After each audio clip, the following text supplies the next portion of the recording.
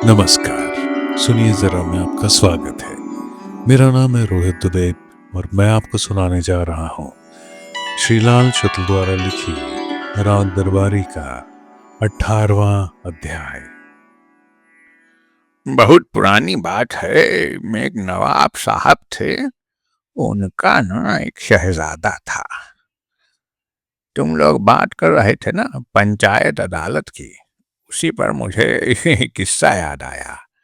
अच्छा किया जो छोटे पहलवान ने सरपंच को वहीं ललकार दिया। पंचायत अदालत का यह न्याय छोटे लाल जैसे आदमियों के लिए नहीं है। वे बड़े आदमी हैं। इतने बड़े पहलवान, हमारी कॉलेज कमेटी के मेंबर, वहां का न्याय तो देहाती हूसों के लिए है। कौड़िल्ला छाप न्याय। कौड़िल्ला जानते हो? बंजर में उगाता है। गर्मियों में देखा होगा तुमने। सफेद सफेद फूल होते हैं। पर तुम शहरी आदमी हो, तुमने कहाँ देखा होगा। तो ये पंचायत अदालतें जो है ना, सब वही कौड़िल्ला छाप न्याय करती हैं। और ये सरपंच सबको ऐसा ही अंड बंड बातें बक देता है। इस बार आ गए छोटे पहलवान की लपेट में। उसी में बेटा ढेर हो गए। शेर को सवा शेर मिल गया। और ये कुशहर प्रसाद को मैंने पहले ही समझाया था कि पंचायत अदालत में मत जाओ, पर नहीं माने। अब बात समझ में आ गई। जब सरपंच ने चार कच्ची पक्की सुनाई तब दुरुस्त हो गए। छोटे लाल जी से वहीं सुलह कर ली। ठीक भी है वैसे। बाप बेटे में लड़ाई कैसी। तो हाँ, तो उनका ना एक शहजादा था, नवाब साहब का। हाँ हाँ, वही किस्सा सुना रहा हूँ। एक बार वो बेचारा बीमार पड़ गया। बुखार था, पर ठीक ना होता। महीनों चला। बड़ी बड़ी कीमती दवाएं दी गईं। सभी वैद्य, हकीम, डॉक्टर परेशान। करोड़ों रुपया नाली के रास्ते बह गया। पर शहजादा वैसे का वैसा। नवाब साहब सिर पीटने लगे। चारों तरफ उन्होंने ऐलान कराया कि कोई आधी रियासत ले ले, शहजादी से शादी कर ले, पर किसी तरह शहजादे को चंगा कर दे। तब बड़ी बड़ी दूर से हकीम लोग आने लगे। बड़ी बड़ी कोशिशें की, पर शहजादे ने आंख न खोली। अंत में एक बुजुर्ग हकीम आए। शहजादे को देखकर बोले कि अरे जहां पर ना आधी रियासत और शहजादी देने से काम ना चलेगा, मुझे ऐशो आराम की जरूरत भी नहीं। मेरी तो बस एक दरख्वास्त मान ली जाए, फिर शहजादे को चंगा कर देने का जिम्मा हमारा। दरख्वास्त पेश करने के लिए तखलिया चाहिए। जब सब दरबारी भगा दिए गए तो हकीम ने कहा कि बंदा परवर, अब बेगम साहिबा मेरे सामने आकर बात करें और उनसे जो पूछा जाए उसका वे सही सही जवाब दें। तो नवाब साहब भी वहां से हट गए। बेगम साहिबा हकीम के सामने पेश की गई। हकीम ने उन्हें कड़ी निगाह से देखा और कहा कि देखिए बेगम साहिबा, अगर शहजादे की जान प्यारी हो तो साफ साफ बताइए कि ये शहजादा किसका लड़का है, किसके नुतफे से पैदा हुआ है। बेगम साहिबा आंसू बहाने लगी। बोली, आप किसी से कहिएगा नहीं, पर असलियत तो यही है कि शहजादा महल में काम करने वाले एक भिश्ती का लड़का है। मुआ ताज़ा ताज़ा देहात से आया था और मालूम नहीं कि कैसे क्या हुआ कि। इतना सुनते ही हकीम साहब ने कहा कि शुक्रिया, अब और कोई बताने की जरूरत ही नहीं। उसने चुटकी बजाई और इत्मीनान से कहा कि बात की बात, मैं अब शहजादे को सेहत पहुंचाता हूँ। तो इसके बाद हकीम ने जितनी दवाएं थी ना, सब फिकवा दी। एक से एक कीमती चीजें, हीरा मोती, सोने चांदी के लटके, तरह तरह के नायाब अर्क सब नाबदान के रास्ते निकाल दिए गए। उसके बाद हकीम ने शहजादे की आंखों पर पानी का छींटा मारा और कहा कि अरे उठ भिश्ती की औलाद। बस छौंक कर शहजादे ने आंखें खोल दी। उसके बाद हकीम ने मैदान में जाकर कौड़िल्ला के कुछ पौधे उखाड़े और उन्हें पानी में पीसकर शहजादे को पिला दिया। 3 दिन तक इसी तरह कौड़िल्ला पीकर शहजादा चंगा हो गया। प्रिंसिपल यह किस्सा वैद्य जी की बैठक में सुना रहे थे। मुख्य श्रोता थे रंगनाथ। मुख्य विषय था पंचायत अदालत। किस्सा गोए की मुख्य प्रेरक शक्ति थी भंग।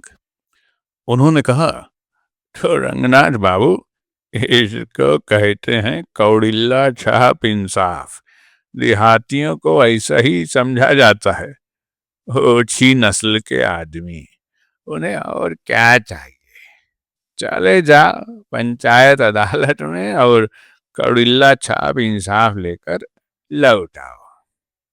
और जो बड़े आदमी हैं, रईस वईस, हाकिम हुक्काम, ऊंची नस्ल के लोग, उनके लिए कीमती इंसाफ चाहिए। घास खोदने वाले सरपंच नहीं, मोटा चश्मा लगाने वाले अंग्रेजों जैसी अंग्रेजी बोलने वाले जज। तो बड़े आदमियों के लिए जिलों की ना बड़ी बड़ी अदालतें हैं। जैसी चाहें वैसी अदालत मौजूद है। उनसे भी बड़े लोगों के लिए बड़े बड़े हाई कोर्ट हैं। सबसे ऊंची नस्ल वालों के लिए सुप्रीम कोर्ट। किसी ने आंख तरेर कर देख लिया तो उसी बात पर सीधे दिल्ली जाकर एक रिट ठोक दी। एक कौड़िल्ला छाप वाला ऊंची नस्ल का आदमी भाई वहां एक बार फंस जाए तो समझ लो बैठ कर उठ ना पाएगा, दाने दाने को मोहताज हो जाएगा। हाई कोर्ट सुप्रीम कोर्ट की शौकीनी सबके बूते की बात है, हैं? एक एक वकील करने में 100 रंडी पालने का खर्च है। तभी तो देहातियों के लिए ना भाई कौड़िल्ला छाप इंसाफ का इंतजाम हुआ है। ना हर्रा लगे ना फिटकरी, रंग चढ़ा भरपूर। एक खुराक ले लो, बुखार उतर जाएगा। अपने देश का कानून बहुत पक्का है। जैसा आदमी वैसी अदालत। वे अचानक अवधि पर उतरे और बोले, जैस पशु तैस बधना। गांव के बाहर एक लंबा चौड़ा मैदान था जो धीरे धीरे ऊसर बनता जा रहा था। अब उसमें घास तक न उगती थी। उसे देखते ही लगता था आचार्य विनोबा भावे को दान के रूप में देने के लिए यह आदर्श जमीन है। और यही हुआ भी था। 2 साल पहले इस मैदान को भूदान आंदोलन में दिया गया था। वहां से वह दान के रूप में गांव सभा को वापस मिला। फिर गांव सभा ने इसे दान के रूप में प्रधान को दिया। प्रधान ने दान के रूप में इसे पहले अपने रिश्तेदारों और दोस्तों को दिया और उसके बचे खुचे हिस्से को सीधे क्रय विक्रय के सिद्धांत पर कुछ गरीबों और भूमिहीनों को दे दिया। बाद में पता चला कि जो हिस्सा इस तरह गरीबों और भूमिहीनों को मिला था वह मैदान में शामिल न था, बल्कि किसी किसान की जमीन में पड़ता था। अतः उसे लेकर मुकदमेबाजी हुई, जो अब भी हो रही थी और आशा थी कि अभी होती रहेगी। जो भी हो, भूदान यज्ञ का धुआं इस पूरे मैदान में छाया हुआ था। मैदान में खेत बन गए थे, जिसका सबूत यह था कि कदम कदम पर मेड़ बांध दी गई थी और उन पर बबूल की डालें रख दी गई थी। पानी, खाद, बीज आदि चीजों के बिना ही सिर्फ इच्छा शक्ति के सहारे इस जमीन पर पिछले साल से जोरदार खेती हो रही थी। और सिर्फ गणित के सहारे यह साबित हो चुका था कि गांव सभा में पिछले साल और सालों की अपेक्षा ज्यादा अन्न पैदा हुआ है। गांव के जानवर उस मैदान को अपनी पुरानी चारागाह समझकर अब भी कभी कभी उधर से निकल जाते थे। पर उनकी इस हरकत के बाद किसानों में गाली गलौज, मारपीट, कांजी हाउस, थाना, अदालत आदि की शुरुआत हो जाती थी। इसलिए धीरे धीरे जानवरों का उस दिशा में प्रवेश निषेध होने लगा था। मैदान में अब प्रायः सन्नाटा छाया रहता था, और अगर आदमी आशावादी हो तो उसे वहां जाते ही लगता था कि इस सन्नाटे में तरक्की का बिगुल बजने ही वाला है। मैदान के कोने पर वन संरक्षण, वृक्षारोपण आदि की कुछ योजनाएं भी चालू की गई थीं। वे चली या नहीं, यह बहस की बात है। देखने में इतना जरूर आता था कि वहां नालियां खुद ही पड़ी हैं, और यह सुनने में आता था कि उनमें बबूल के बीज बोए गए थे। यह भी सुनने में आता था कि गंजहे अगर गंजहे ना होते और पड़ोस के गांव वालों की तरह उद्यमी होते, तो यहां भी ऊसर में बबूलों का जंगल लहरा रहा होता। पर नालियों में बबूल उगे ही नहीं, जो कि मिट्टी की खराबी के कारण हुआ। और पूरी योजना से शिवपालगंज को इतना ही फायदा हुआ कि वे नालियां लोगों के लिए सार्वजनिक शौचालयों के रूप में इस्तेमाल होने लगी। और इस तरह जो स्कीम जंगल के लिए बनी थी, वह अब घर की हो गई। इस मैदान के दूसरे कोने पर एक बरगद का पेड़ था, जो पूरी वीरानगी पर बलात्कार जैसा कर रहा था।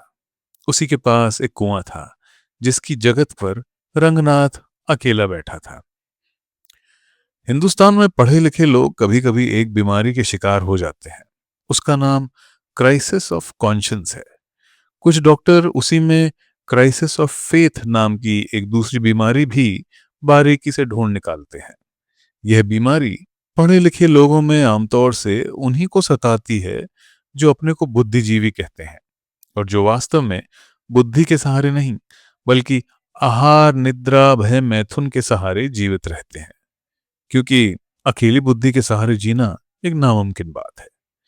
इस बीमारी में मरीज मानसिक तनाव और निराशावाद के हल्ले में लंबे लंबे वक्तव्य देता है, जोर जोर से बहस करता है, बुद्धिजीवी होने के कारण अपने को बीमार, और बीमार होने के कारण अपने को बुद्धिजीवी साबित करता है।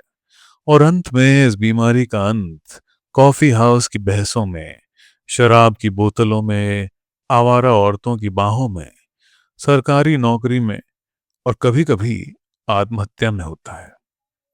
जिस दिन से रंगनाथ ने कॉलेज में मैनेजर का चुनाव देखा था, उसे अपने में इस बीमारी का शुभा होने लगा था।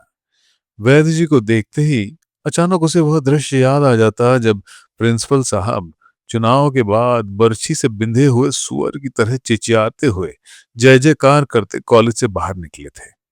उसे ऐसा जान पड़ने लगा कि वैद्य जी के साथ रहते हुए वह डकैतों के किसी गिरोह का सदस्य हो गया है। जब प्रिंसिपल साहब उसके आगे खींचे निपोर कर कोई रोचक किस्सा बयान करते, और उनके पास ऐसे किस्सों की कमी नहीं थी, तो उस समय उसे बराबर अनुभव होता रहता कि यह आदमी किसी भी क्षण झपट कर किसी का भी गला तो वोच सकता है।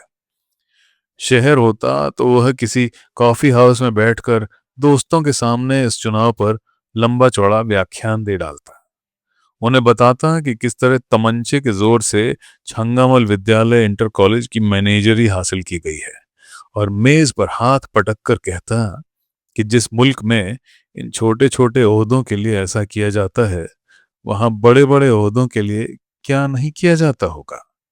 यह सब कहकर उपसंहार में अंग्रेजी के 4 गलत सही जुमले बोलकर वह कॉफी का प्याला खाली कर देता, और चैन से महसूस करता कि वह एक बुद्धिजीवी है, और प्रजातंत्र के हक में एक बेलौस व्याख्यान देकर और 4 निकम्मे आदमियों के आगे अपने दिल का गुबार निकालकर उसने क्राइसिस ऑफ फेथ को दबा लिया है। पर यहां शहर न था, बल्कि देहात था, जहां बकौल रूपन बाबू अपने सगे बाप का भी भरोसा नहीं, और जहां बकौल सनीचर कोई कटी उंगली पर भी मूतने वाला नहीं है। इसलिए रंगनाथ यहां अपनी बीमारी को दबा नहीं सका। उसके दिमाग में ये बात दिन ब दिन पक्की होती गई कि वह डकैतों के किसी गिरोह में आ गया है। उन डकैतों ने कॉलेज पर छापा मारकर उसे लूट लिया है, और अब वे किसी दूसरी जगह छापा मारने की तैयारी कर रहे हैं। उसकी तबीयत अब वैद्य जी को गाली देने के लिए कुल बुलाती रहती, और उससे भी ज्यादा किसी ऐसे आदमी की तलाश में कुल बुलाती जिसके सामने उन्हें विश्वास पूर्वक गाली दी जा सके। ऐसा साथी कहाँ मिलेगा? खन्ना मास्टर लबड़िया है।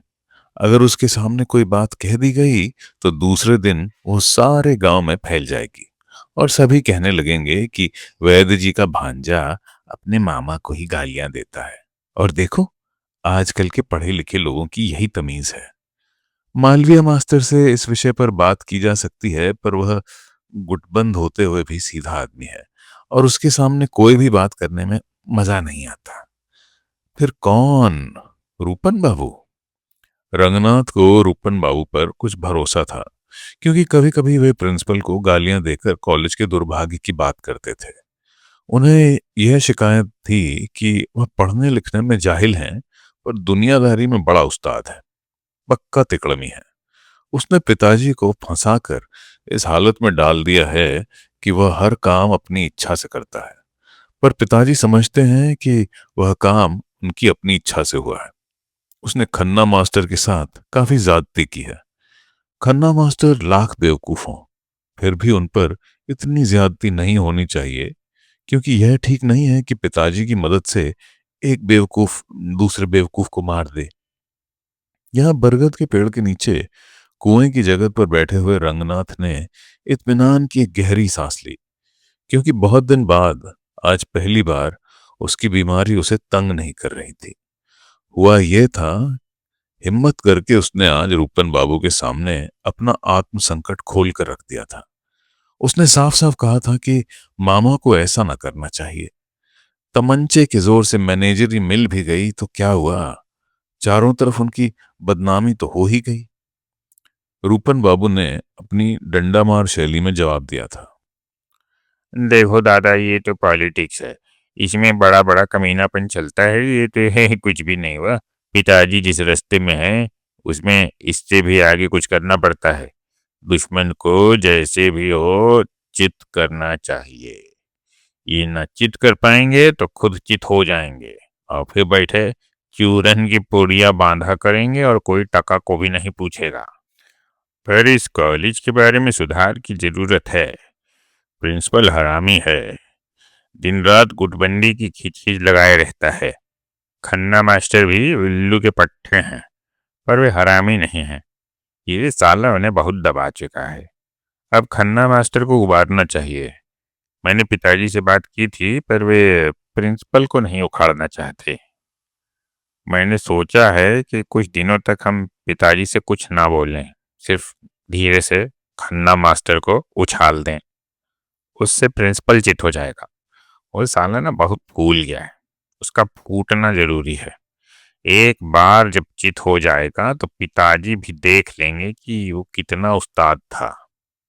रंगनाथ ने इत्मीनान की सांस इसलिए ली थी, इतना तो निश्चित हो गया था कि वह अब रूपन बाबू के सामने इस विषय पर बात कर सकता है।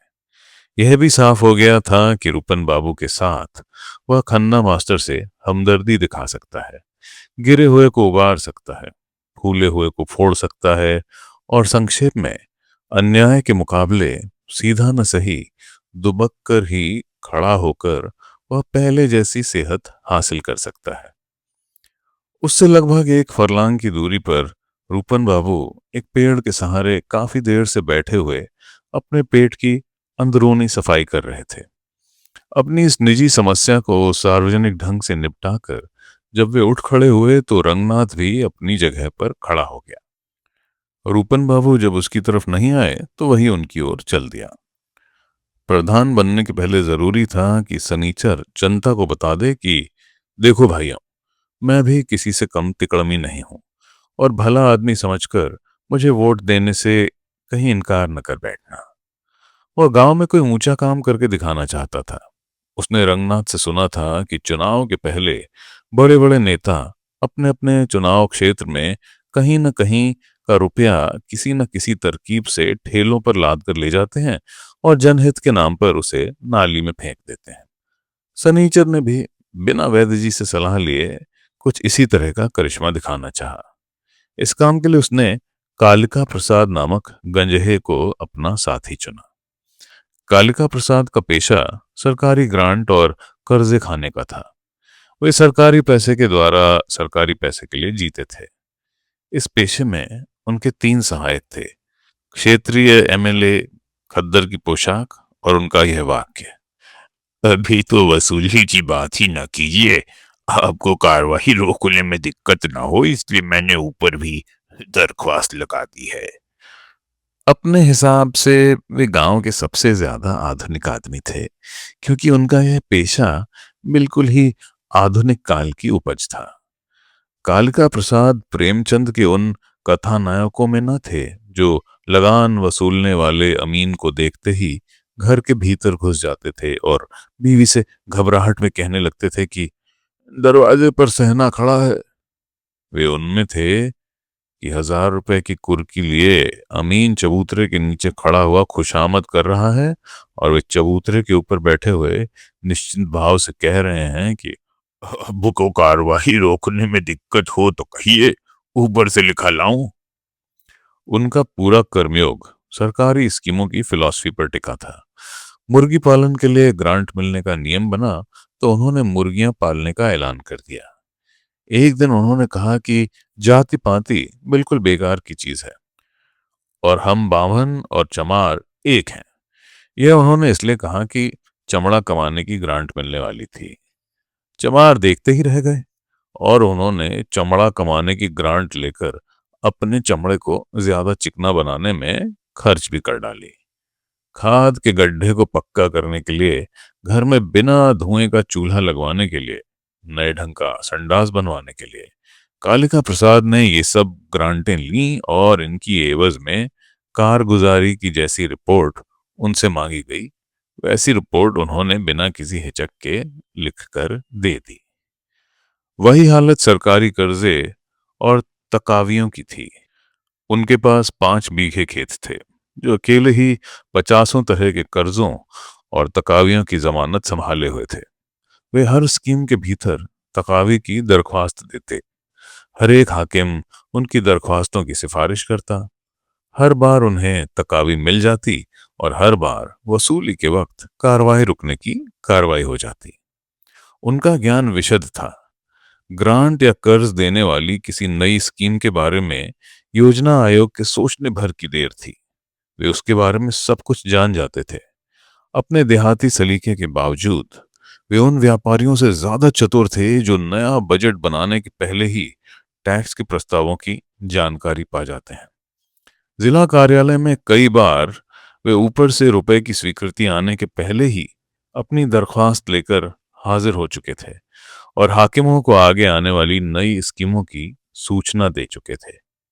इन्हीं कालिका प्रसाद को सनीचर ने अपना सहायक चुना था। पहले जिस मैदान का जिक्र आया है उसका एक भाग ऐसा भी था जिसकी आहुति भूदान यज्ञ में नहीं हुई थी। वह ऊबड़ खाबड़ जमीन थी और जो वैसी न थी वह ऊसर थी और लेखपाल के कागजों में वह सारी जमीन बाग के रूप में दर्ज थी। अपने इस बहुमुखी व्यक्तित्व के कारण वह जमीन पिछले कई सालों से कई प्रकार से इस्तेमाल हो रही थी। हर साल गांव में वन महोत्सव का जलसा होता था, जिसका अर्थ जंगल में पिकनिक करना नहीं बल्कि बंजर में पेड़ लगाना है। और तब कभी कभी तहसीलदार साहब और लाजमी तौर से बीडीओ साहब गाजे बाजे के साथ उस पर पेड़ लगाने जाते थे। इस जमीन को कॉलेज की संपत्ति बनाकर इंटरमीडिएट में कृषि विज्ञान की कक्षाएं खोली गई थीं। इसी को अपना खेलकूद का मैदान बताकर गांव के नवयुवक युवक मंगल दल के नाम पर हर साल खेलकूद संबंधी ग्रांट ले आया करते थे। इसी जमीन को सनीचर ने अपने कर्म क्षेत्र के लिए चुना। प्रधान के चुनाव में अभी लगभग महीना भर था। एक दिन छोटे पहलवान ने वैद्य जी की बैठक पर कहा, सनीचर 3 दिन से कालिका प्रसाद के साथ शहर के चक्कर काट रहा था। आज खबर मिली है कि मामला चुर्रैट हो गया है। वैद्य जी तख्त पर बैठे थे। सुनते ही उत्सुकता के मारे कुलबुलाने लगे, पर उत्सुकता को जाहिर करना और छोटे से सीधे बात करना दोनों चीजें शान के खिलाफ पड़ती हैं। इसलिए उन्होंने रंगनाथ से कहा, सनीचर को बुलवा लिया जाए। छोटे पहलवान ने अपनी जगह पर खड़े ही खड़े दहाड़ा, सनीचर, सनीचर, सनीचर, ओ। शिवपालगंज में ऐसे आदमी को बुलाने की, जो निगाह और हाथ की पहुंच से दूर हो, यह एक खास शैली थी। इसे प्रयोग में लाने के लिए सिर्फ बेशर्म गले, मजबूत फेफड़े और बिना मिलावट के गंवरपन की जरूरत थी। इस शैली का इस्तेमाल इसी समझ पर हो सकता था कि सुनने वाला जहां कहीं भी होगा, 3 बार में अपना नाम एक बार तो सुन ही लेगा, और अगर एक बार भी नहीं सुनेगा तो दोबारा पुकारने पर तो सुन ही लेगा, क्योंकि दोबारा उसका नाम इस प्रकार पुकारा जाएगा, अरे कहाँ मर गया सनीचरा, सनीचरा रे।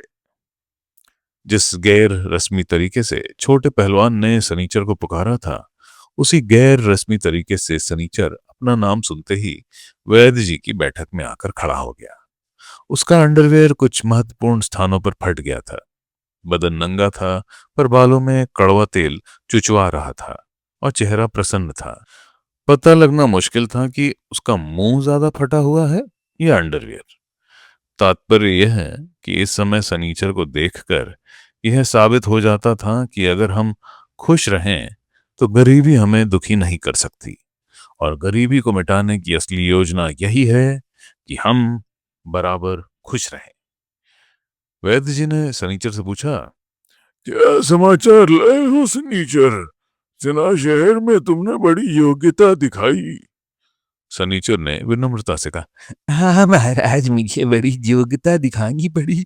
जब सब तरफ से योग्यता ही योग्यता टेल दी ठेल दी, तब कहीं जाकर चूल पर चूल बैठी। बात रंगनाथ की बर्दाश्त के बाहर निकली जा रही थी। उसने पूछा, अजी पहले जैसी क्या बुझा रहे हो, हुआ क्या है? सनीचर ने दांत दबाकर मुंह के अंदर हवा खींची और बोला, रंगनाथ बाबू, ये गंजों की पहेलियां हैं, इतनी जल्दी तुम्हारे पल्ले ना पड़ेंगी। पर यह कहने के बाद ऑल इंडिया रेडियो की खबरों में जैसे एक जुमले के ऊपर दूसरा जुमला चढ़ बैठता है, सनीचर ने पूरी घटना बिना विराम के सुना डाली। उसने कहा, गुरु महाराज, ये जिसका नाम कालिका प्रसाद है, यह भी एक ही हरामी है। सनीचर ने यह बात इस तरह कही जैसे कालिका प्रसाद को पद्मश्री की उपाधि दी जा रही हो। हाकिमों से काम निकालने के लिए आदमी की शक्ल बिल्कुल इसी की जैसी होनी चाहिए। जब जरूरत होती है तो ये बड़े बड़े लच्छन झाड़ता है, कान पूंछ फटकार कर मुंह से बारूद जैसी निकालने लगता है। एक एक सांस में 5-5, 7-7 एमएलए लोगों के नाम बोल जाता है, और हाकिम बेचारे का मुंह खुला का खुला रह जाता है। उस वक्त कोई कालिका प्रसाद की लगाम को हाथ लगा दे तो जानू। और महाराज, वही कालिका प्रसाद ना अगर किसी अकड़ू हाकिम के सामने पड़ जाए तो पहले से ही खींचुए की तरह ना टेढ़ा मेढ़ा होने लगता है। क्या बतावे महाराज, आंख नीची करके ऐसा भूदानी नमस्कार करता है कि हाकिम सोचता ही रह जाए कि ये कौन है, विकास भाई कि प्रकाश भाई। अकिल से इतना होशियार है पर भुग्गा जैसा बनकर खड़ा हो जाता है, और तब क्या मजाल कि कोई इसे ताड़ ले। बड़ा से बड़ा काबिल आदमी इसको बेवकूफ मानकर आगे निकल जाता है, और तब यह पीछे से झपट कर हमला करता है। और गुरु महाराज, इसके तिकड़म का तो कहना ही क्या। हे सरकारी दफ्तर में चपरासी से लेकर बाबू तक, और बाबू से लेकर हाकिम तक, सभी जगह ना ये घुसा हुआ है। घुन है, घुन, पूरा घुन। जिस मिसिल में कहो उसी के बीच से घुस कर बाहर निकल आवेगा। शिवपालगंज का नाम उजागर किए है। गुरु महाराज, योग्यता हमको भी बहुत दिखानी पड़ी, पर कालिका प्रसाद के बिना मेरे उखाड़े एक रोआ तक न उखड़ता। मेरे साथ 3 दिन तक इसने भी शहर का वह चक्कर काटा कि बड़े बड़े रिक्शे वालों की दम टाए टाए फिस हो गई, पर वह उसी तरह तैयार। कहता था कि यहाँ काम नहीं बना तो वहां चलो, और वहां न बने तो फिर वहां चलो। पूरे शहर को घोट कर लुगदी जैसा बना डाला। गुरुजी, कुछ अकील तो हमारी भी थी, बल्कि सच पूछो तो असली अकील हमारी ही थी। उसके बाद जब गाड़ी लीक पर आ गई तो उसे चलाया कालिका प्रसाद ने। पर आपके दरबार में बैठते बैठते कुछ हमें भी तीन तेरह का इल्म हो गया है। कहावत है कि अखाड़े का लत मरुआ भी ना पहलवान हो जाता है। जैसे बद्री भैया के अखाड़े में छोटे पहलवान हो गए, वैसे ही कुछ विद्या हमें भी आ गई है। तो हमें पता चला कि आजकल सहकारिता का जोर है। ब्लॉक से एक एडीओ आकर बोले कि अपने खेत को अपना न कहो, सभी के खेतों को अपना कहो, और अपने खेत को सभी का खेत कहो। तभी होगी सहकारी खेती और धंस कर पैदा होगा अन्न। हमने कहा है कि तरकीब चौकस है, और अगर हम प्रधान हो गए तो सब खेत सरकार को दे देंगे सहकारी खेती के लिए। एडीओ बोले कि सरकार क्या करेगी तुम्हारा खेत लेकर? खेत भी कोई कल कारखाना है? खेत तुम्हारा ही रहेगा, खेती तुम ही करोगे। जरा सा कागज का पेट भर देने से खेती सहकारी हो जाएगी, गांव में कोऑपरेटिव फार्म खुल जाएगा। सब मामलों में शिवपालगंज आगे है, इस मामले में भी सबसे आगे रहेगा। गुरु महाराज, हमने सोचा कि शिवपालगंज चाहे आगे रहे चाहे पीछे, हमें तो गुरु महाराज का हुक्म मानना है। प्रधानी के लिए खड़े हुए तो प्रधान बनकर ही निकलना है। हमने भी एडीओ से कहा कि एडीओ साहब, शिवपालगंज को आपने समझा क्या है? हमारा पेशाब किसी के मुकाबले पतला नहीं होता। हम हर बात में आगे हैं और आगे रहेंगे। वहीं हमने एडीओ साहब से फुसला कर पूछा कि मामला सूखा है कि तर। उसने कबूल किया। तभी गुरुजी हमें कालिका प्रसाद की याद आ गई। हमने सोचा कि बजरंगबली 100 बार कालिका प्रसाद की झोली भरते हो, तो एक बार इस अपने लंगूर की भी का भी भला कर दो। ये पैसा सिर्फ कालिका प्रसाद के घर की तरफ ही क्यों भागता है बजरंगबली? एक बार उसे हमारी भी राह पर लगा दो। बस बजरंगबली का ध्यान करके और लाल लंगोटा बांध कर मैं भी कालिका प्रसाद के घर की ओर पहुंच गया। कालिका प्रसाद से मैंने कोई पॉलिसी नहीं खेली। हमने कहा कि बेटा सनीचर, खरा खेल फरक्खावादी लगाओ तभी काम चलेगा। वहीं हम दोनों ने मिलकर ऐसी स्कीम बनाई कि ब्लॉक के एडीओ फेडियो सबकी लेनी तर। एडीओ साहब ने हमारी पीठ ठोंकी और बोले कि गंजहा हो तो ऐसा हो।